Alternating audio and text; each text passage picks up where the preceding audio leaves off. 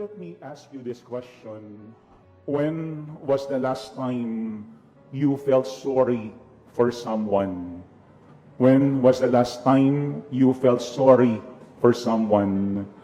Kailan ka ba huling merong nakita na isang tao na iyong nakausap at iyong kinaawaan? Alam po nyo, a few months ago, I had a conversation with one parishioner that we had, isang matandang lalaki. Ang sabi niya sa akin, Father, ako po'y merong sakit, pero wala po akong kamag-anak na magsasama sa akin papunta ng hospital para magpa-check up. And then I asked him, wala ka bang asawa? Wala ka bang anak?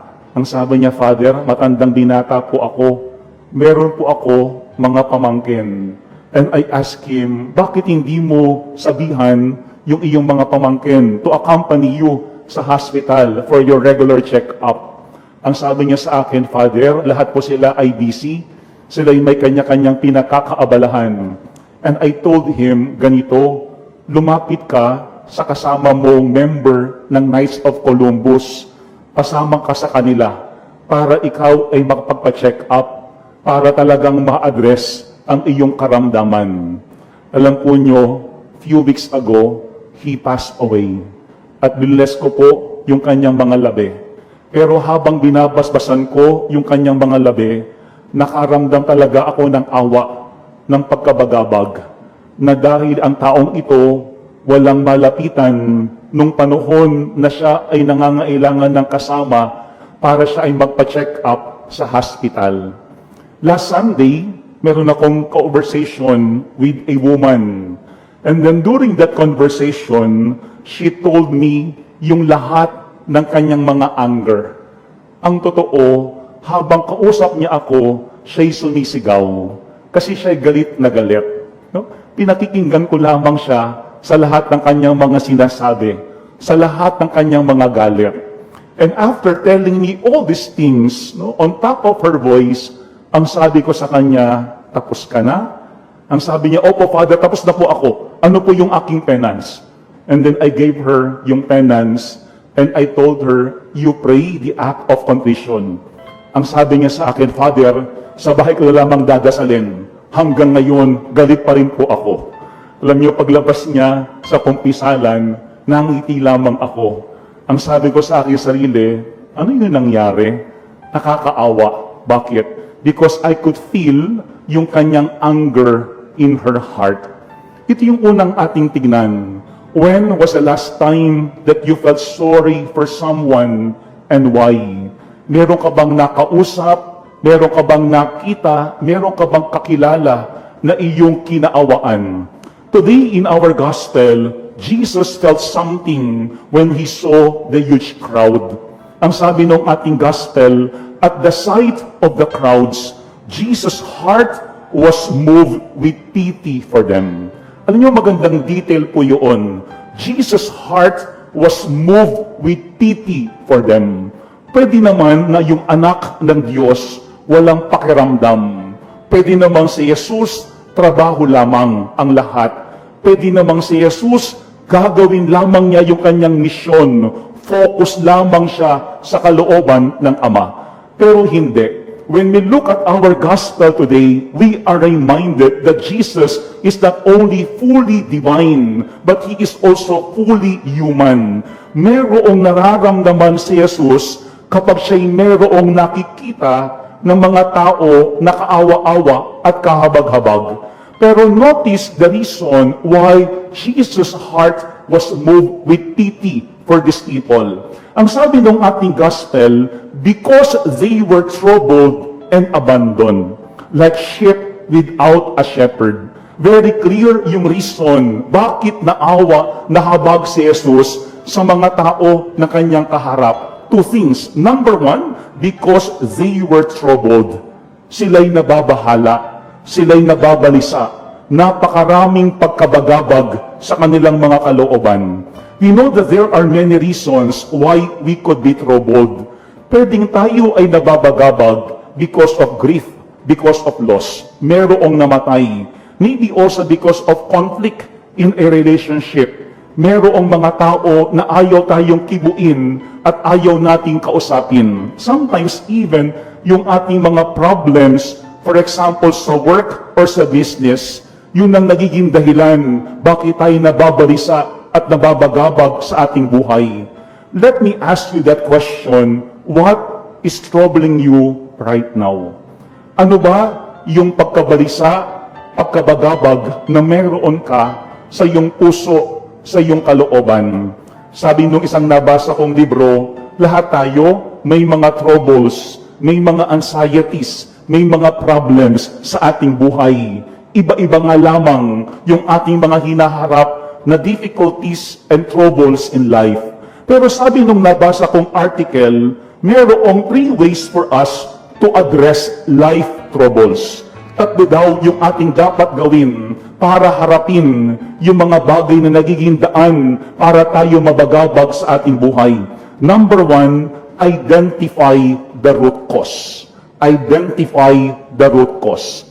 Kasi madalas daw, yung ating lamang ina-address ay yung mga superficial symptoms. Yun ang unang mahalaga. Identify the root cause. Ano ba yung pinagmumulan ng iyong pagkabagabag? Saan ba nanggagaling ang pagkabalisa sa iyong kalooban? Alam po niyo, meron akong nakausap before na isang tatay, a senior dad. No? Matanda na po yung lalaki. May edad na po siya. Ang sabi niya sa akin, Father, hindi ko po alam yung aking gagawin. Kasi po yung aking anak talagang very dependent sa akin. Lahat, kada kibot na meron siya pangangailangan, lagi po ako ang tumutulong at sumasagip sa kanya. Sabi niya, ang dami-dami pong utang ng aking anak. At lahat ng yaan, ako po yung nagbabayad. Ang sabi niya sa akin, alam mo, Father, hindi po alam ng aking anak na dahil sa ganoong sitwasyon sa kanyang buhay, ako po ngayon ang napakaraming utang para lamang matulungan ko yung aking anak at makaalis po sa ganoong sitwasyon sa kanyang buhay. Ang sabi ko sa kanya, honestly, you are not helping your son. Hindi mo natutulungan talaga yung iyong anak. You have to tell him the truth. What is really happening to you? Kasi kapag yung anak mo talagang totally dependent on you at ikaw tulong lamang ng tulong sa kanya, he will not mature, he will not grow up. Talagang siya'y kakapit at lalapit lamang sa iyo. Ang sabi ko sa aking kausap, paano kapag ikaw ay wala na? You are not that young. And because of what is happening to your son, ikaw mismo, meron kang mga utang sa mga kaibigan o kakilala mo na tinatago mo mismo sa iyong anak. Ang sabi ko sa kanya, siguro para mas matulungan mo ang iyong anak, kausapin mo siya. Sabihin mo talaga sa kanya yung kanyang problema. At hindi yung ikaw lagi ang sumasalo kapag kinakailangan kanya. First, identify the root cause. Kasi baka tayo palagi ang sumasalo. Pero baka yun band-aid solution lamang. Pero balik ng balik yung trouble. Bakit? Kasi superficial symptoms lamang yung ating ina-address sa ating buhay at sa buhay ng ating pamilya. Second, brainstorm solutions. Yan daw ang pangalawang mahalaga. Brainstorm solutions. Check also on how we could address these problems. Ano ba yung mga pros and cons? Sabi nga sa nabasa kong article, break down possible solutions into manageable action to avoid feeling overwhelmed. Kasi baka minsan pakiramdam natin, ang dami-daming problema, ang dami-daming sakit ng ulo, saan tayo magsisimula? Kaya ang sabi ng article, break down possible solutions into manageable actions. Manageable actions. Para bagang bahayaan. Kung yung bahay napakagulo at ang dami-daming kalat, siguro kailangan mag-focus muna sa isang part of the house. Unti-unti. Ang mahalaga, merong progress. I remember, merong isang nanay dati, kausap ko, yung kanyang anak, nalululon sa online gambling. At ang sabi niya sa akin, Father, to sustain yung kanyang online gambling, siya po ay nag-loan online.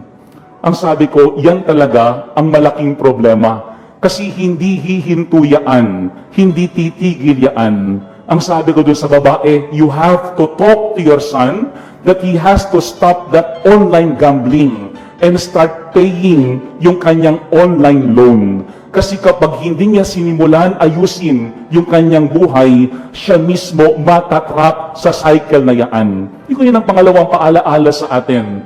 Check din natin yung mga possible solutions. Break down possible solutions into manageable actions. Kasi baka minsan pakiramdam natin wala na.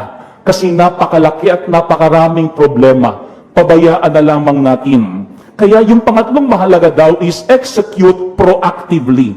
Avoid procrastination that can only amplify anxiety.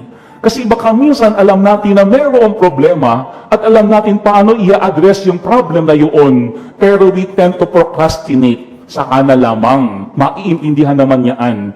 Hindi pa naman ganoong ka-urgent.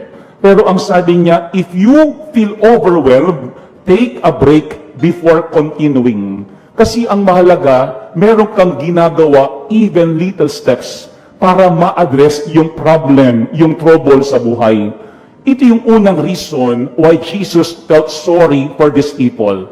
Because these people were troubled. Sila ay nababagabag. Sila ay nababalisa. Pakaramdam nila napakaraming problema sa kanilang buhay. Siguro yan ang unang ating tignan. Ano ba yung problema na meron tayo ngayon as an individual and also as a family, as a community? Ang tanong, alam ba talaga natin yung root cause ng lahat ng mga bagay na yan?